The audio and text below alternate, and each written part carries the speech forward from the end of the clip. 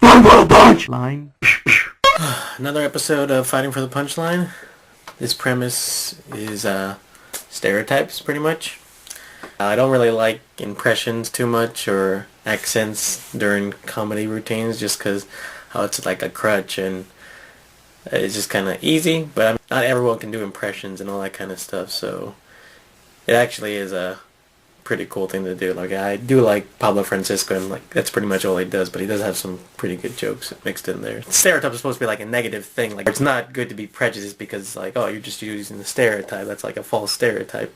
But like when you actually see those things in real life, it almost seems justified. You're like, yeah, that's why. Of course you are. Of course you're eating a burrito.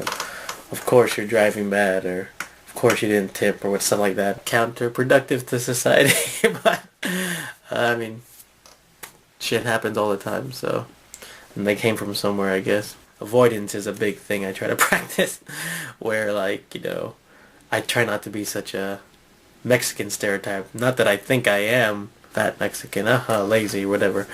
I am those things, and should try to work against that, but for other reasons. That thing that Dave Chappelle said about when he's eating chicken and other people are watching, is like, he loves it.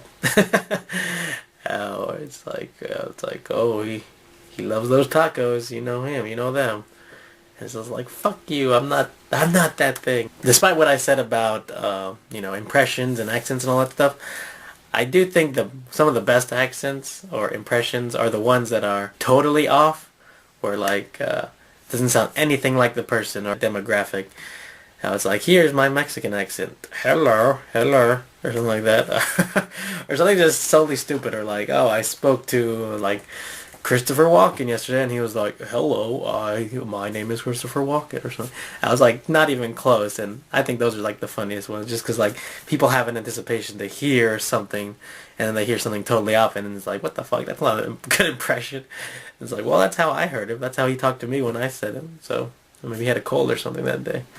If like there's a certain group that has a positive stereotype, use that to their advantage, where like, I don't know, maybe like an Asian person could be like, oh, I'll do your math homework, and then they get paid, but like they're not good at math at all, so they just like, I don't know, have somebody else do it, so they outsource their stereotype to like make money or something like that. If some friend has to decide which other two friends to lend a card to, and then be like, well, this dude's Asian, you don't want to.